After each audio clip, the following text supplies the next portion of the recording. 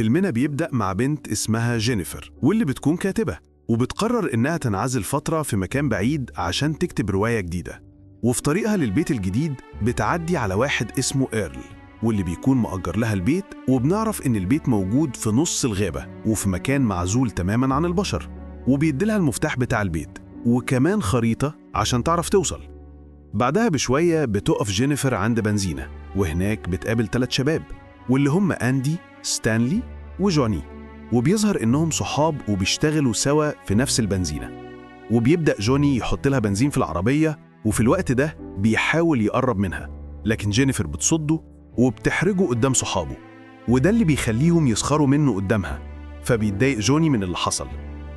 بتوصل جينيفر للبيت وبتبدأ إنها ترتب حاجتها، وبعدها بتقعد قدام اللابتوب عشان تبدأ في كتابة الرواية. وبتعدي أيام بتحاول فيها جينيفر تتأقلم مع حياتها الجديدة، وبتتصل بصديقتها وبتبلغها إنها هتقعد في المكان ده شهر على الأقل، وإنها مش ناوية ترجع غير لما تخلص الرواية. وفجأة بتسمع جينيفر صوت عالي جاي من مكان قريب منها، فبتستغرب جدا، وده لأن مفيش حد ساكن حواليها. وبتفضل تمشي ورا مصدر الصوت لحد ما بتوصل لكوخ صغير جنبها، واللي بيكون مليان أدوات حادة، وبتلاقي كمان مية نار، وده اللي بيخليها مستغربة، وبيكون عندها فضول تعرف المكان ده بتاع مين وبيستخدم الأدوات دي لإيه. ولما بترجع للبيت بيتكب عليها المشروب بتاعها بالغلط، فبتدخل جينيفر الحمام عشان تغسل هدومها، وبيظهر إن في حد معاها في البيت وبيصورها، لكنها مش بتشوفه. وتاني يوم بتخرج جينيفر تجري في الغابة، وبتحس بحركة في المكان، ولما بتبص حواليها بتلاقي بيت مهجور، فبيجيلها فضول تدخله وتستكشفه. وهناك بتلاقي إزازة خمرة وكمان جرادل مليانة حمضيات. وبعدها بترجع جينيفر للبيت وبتكتشف إن سباكة البيت بايظة، فبتتصل بإيرل واللي بيطمنها إنه خلال ساعة هيبعت حد يصلحها. وبمجرد ما بتقفل معاه بيقع التليفون منها في الحمام، وبالرغم من إنها بتقدر تجيبه لكنه بيكون خلاص باظ. بعدها بشوية بيوصل واحد اسمه ماثيو، واللي بيكون جاي يصلح السباكة، وبيظهر إنه من ذوي الاحتياجات الخاصة، لكنه بيبقى شاطر وبيقدر يصلح المشكلة في وقت قليل. وفي نص الكلام بتحكي جينيفر إن تليفونها وقع في الحمام وباظ، وبعدها بتقرب من ماثيو وبتبوسه كنوع من الشكر ليه على اللي عمله. فبيتحرج ماثيو وبيتوتر جدا لدرجة إنه بيمشي من غير ما ياخد الفلوس. وعلى الناحية التانية بيكون جوني وستانلي وأندي متجمعين، وبيكونوا متعودين يعذبوا الحيوانات ويصوروها باستخدام الكاميرا بتاعت ستانلي، وبيظهر إنهم أشخاص ساديين. وبعدها بشوية بيوصل عندهم ماثيو، وبنعرف إن ستانلي هو اللي بيراقب جينيفر في بيتها من يوم ما شافها في البنزينة وبيصورها بالكاميرا بتاعته، وبيقول إنه كان بيصورها لما حاولت تقرب من ماثيو. وبيبدأ يسخر من جوني لأنها صدته، ومع ذلك قربت من ماثيو، وعلشان كده بيتضايق جوني أكتر. وأثناء ما هم بيتكلموا عن جينيفر بيحكي لهم ماثيو إن تليفونها وقع في الحمام وباظ، فبيقرروا إنهم يستغلوا الفرصة لصالحهم. وبالليل بتكون جينيفر كالعادة قاعدة بتشتغل، وبيظهر إن معاها سجاير حشيش، وكل ما بتتعب من الكتابة بتدخن. وفجأة بتسمع صوت من عند الباب، ولما بترجع بتلاقي عصفور مقتول، فبتخاف جدا، ومع ذلك بتقرر تتمشى حوالين البيت عشان تعرف مين اللي عمل كده، لكنها ما بتلاقيش حد. وبتلاحظ إن باب الكوخ مفتوح، فبتقفله وبتروح للبيت. هناك بتتفاجئ جينيفر بستانلي وصوره على اللابتوب، وفجأة بيظهر ال3 شباب، وبنعرف إنهم هم اللي قتلوا العصفور عشان يجذبوا انتباهها لهناك.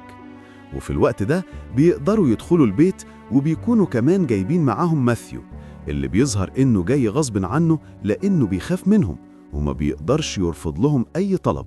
فبتترعب جينيفر وبتهددهم إنها هتبلغ الشرطة، لكنهم بيبقوا عارفين إنه ما عندهاش تليفون، وعلشان كده بيسخر جوني من كلامها وبيقول لها تعمل اللي هي عايزاه.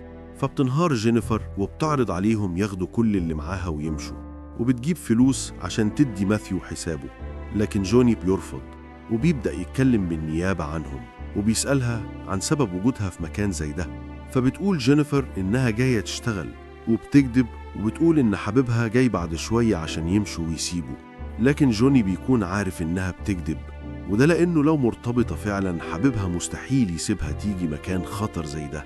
وبيطلب منها جوني تشرب معاهم، لكنها بترفض. وبعدها بيبدأ أندي يضربها، وبيظهر إن ستانلي بيصور كل اللي بيحصل. وبعدها بيجبرها جوني إنها تشرب معاهم، فبتوافق جينيفر خصوصا لما بيوعدوها إنهم هيمشوا بعدها. لكن بعد كده بيبدأوا يضربوها ويعتدوا عليها، وبتقدر جينيفر إنها تهرب منهم، وبتفضل تجري في الغابة لحد ما بتقابل شرطي اسمه ستورش، واللي بيكون بالنسبة لها طوق النجاة. فبتحكي له اللي حصل، وبيظهر إن إيرل كان معاه في الوقت ده، فبيطلب منه ستورش يرجع شغله وهو يتصرف. بيرجع ستورش للبيت مع جينيفر عشان يتأكد من كلامها، وهناك بيشوف سيجارة الحشيش. فبتنكر جينيفر إنها بتاعتها، لكن ستورش مش بيصدقها وبيخنقها بتهديد. فبتعترض عليه جينيفر وبتتخانق معاه، وده لأنه مش مصدقها، وكمان لأنه سايب المشكلة الأساسية ومركز في السيجارة. وبيطلب منها ستورش تبص للحيطة عشان يفتشها، لكنه بيبدأ يتحرش بيها. وبنكتشف إنه صديق لل3 شباب ومتعود يساعدهم في جرايمهم. وبيرجع ال3 شباب للبيت، وبيبدأ ال4 يضربوها، وكمان بيجبروا ماثيو يعتدي عليها، وبيضطر ماثيو إنه يوافق بسبب خوفه منهم. وللمرة التانية بتقدر جينيفر تهرب للغابة، لكنهم مش بيسيبوها، وبيفضلوا وراها لحد ما بيمسكوها، وبعدها بيعتدوا عليها كلهم. وفي الوقت ده بتكون جينيفر منهارة بسبب اللي حصل لها، لدرجة إنها بتقرر ترمي نفسها في النهر. فبيمسك ستورش البندقية بتاعته عشان يقتلها وهي واقفة في المية، لكن مش بيبقى عارف إذا كانت الرصاصة جت فيها ولا لأ، خصوصاً إنها بتختفي تماماً. فبياخدهم ستورش عند مصب النهر، لكن برضه مش بيلاقوها، وبيقرروا يدوروا عليها كل يوم عشان يلاقوها قبل ما حد تاني يشوفها. وبيبدأ ستورش يوزع عليهم المهام. أندي يرجع بيتها ويتخلص من حاجاتها اللي هناك. جوني مهمته ياخد عربيتها ويتخلص منها. ستانلي مهمته يديلهم شريط التسجيل عشان يخلصوا منه. وبيقوم ستورش بالمهمة دي بنفسه عشان يتأكد إنه مفيش أي دليل يدينهم. وبيعرف إن ماثيو قاعد قدام النهر ومستنيها تخرج، فبيطلب منهم ستورش يفضلوا معاه طول الوقت، لأنه مش واعي لتصرفاته وممكن يحكي اللي حصل لحد ويفضحهم كلهم. وبيظهر إن ستورش مش فارق معاه غير نفسه، وعشان كده بيهدد ماثيو إن لو اتكلم أو عمل أي حاجة هيقتلهم كلهم من غير تفكير. بعدها بيرجع ستورش للبيت، وهناك بتكون زوجته وبنته قاعدين مستنيينه وكانوا قلقانين عليه. وبيظهر إن زوجته حامل، فبيعتذر لهم على التأخير، وبيكذب وبيقول إنه كان في حادث على الطريق وده سبب تأخيره. والغريب إنه بيظهر قدام عيلته على إنه شخص طيب وأب حنين جدا. وبيفرح ستورش لما بيعرف إن بنته جابت درجات عالية في الامتحان، وبيبارك لها. وتاني يوم بيروح ستورش يقابل إيرل، وبيرجع له مفاتيح بيت جينيفر بحجة إنها رجعت المدينة بسرعة بعد ما لقى معاها مخدرات كتير ممكن تحبسها. أما ماثيو فبيكون لسه قاعد قدام النهر ومستني جينيفر، وبيعدي حوالي شهر، والغريبة إن جينيفر ما ظهرتش من وقتها ولا حتى جثتها. فبينسى ال3 شباب اللي حصل وبيرجعوا لحياتهم، على عكس ماثيو اللي بيفضل يعاني كل ما بيفتكر اللي حصل اليوم ده. وفي يوم بيجي لستورش تليفون من إيرل اللي بيقول إن صديقة جينيفر عنده وجات مخصوص عشان تسأل عليها لأنها مختفية من شهر. وبنعرف إن إيرل ادالها رقم ستورش لأنه آخر حد شافها. فبيخاف ستورش جدا، وبيقول إنه هيكلمها تاني يوم بحجة إن الوقت اتأخر. بعدها بيغيروا الموضوع، وبيتفق الاتنين إنهم يخرجوا تاني يوم يصطادوا. وتاني يوم بنشوف أندي وجوني قاعدين سوا، وفجأة بيدخل عليهم ستانلي اللي بيكون منهار، وبيعترف إنه كذب لما اداهم الشريط. وبنعرف إنه اداهم شريط فاضي، وإن الشريط اللي عليه تسجيلات جينيفر لسه معاه، لكنه اتسرق منه من شوية هو والكاميرا، ولحد دلوقتي ما يعرفش مين اللي سرقه. فبيبدأ الاتنين يتخانقوا معاه وبيضربوا جوني. وبالليل بيكون جوني سهران في بيته، وفجأة بيسمع صوت جاي من بره، ولما بيخرج بيلاقي عصفور مقتول قدام البيت. فبيخاف جدا لأنها نفس الطريقة اللي استخدموها عشان يجذبوا جينيفر ناحية الباب، لكنه بيخمن إنها صدفة مش أكتر. فبيرمي الطائر بعيد وبيرجع بيته. بعدها بيسمع صوت مرة تانية وبيلاقي العصفور رجع لمكانه قدام البيت. فبيخاف جوني، وعشان كده بيجيب البندقية بتاعته وبيبدأ يتمشى حوالين البيت لحد ما بيلاقي الحظاظات اللي كانت في إيد ماثيو. فبيخمن إن ماثيو بيهزر معاه. أما ستورش فبيرجع البيت، وهناك بتكون زوجته قاعدة مستنياه، وبتبلغه إنها لقت شريط تسجيل وكان مكتوب عليه من ستانلي، وبنعرف إنها حاولت تشغله لكنه معرفتش.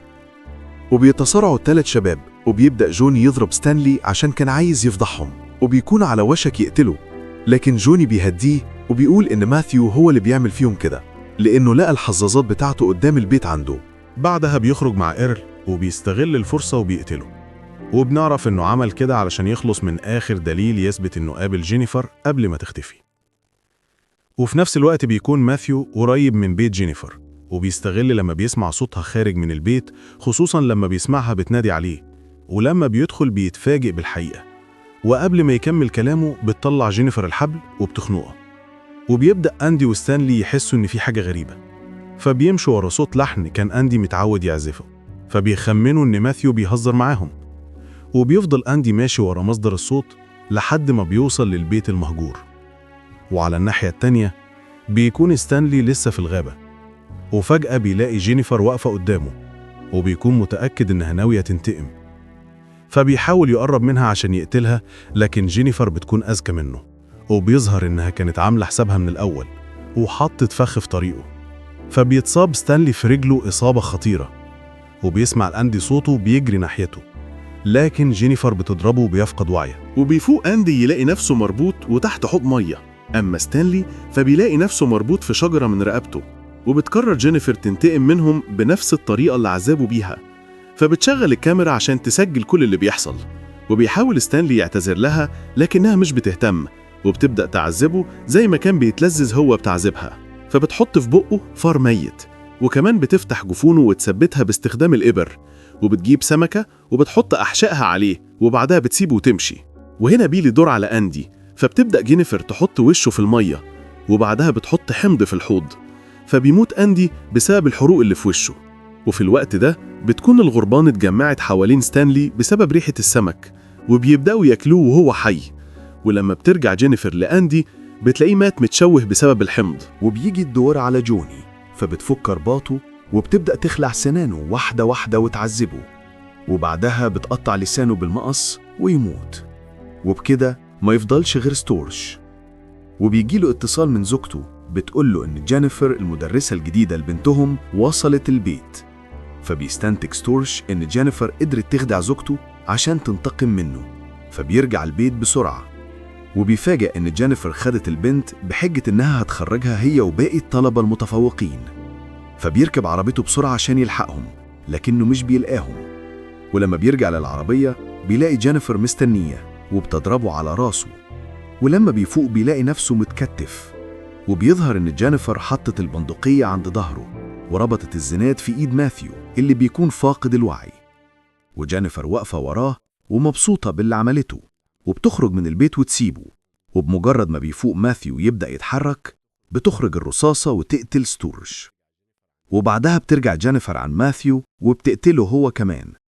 وبكده تكون جينيفر قدرت تستخدم ذكائها وتنتقم من ال5 كلهم. وبكده تكون جينيفر خلصت انتقامها المرعب من ال5 اللي دمروا حياتها، واحد ورا التاني، وقعوا في نفس العذاب اللي عملوه فيها ويمكن أبشع. لو عجبك الفيديو ما تنساش تعمل لايك وتشترك في القناة عشان يوصلك كل جديد من أقوى ملخصات أفلام الرعب. واكتبوا لنا في الكومنتات إيه أكتر مشهد حسيت إنه كان صادم ومش ممكن يتنسي. واستنونا فيديو جديد، وسلام.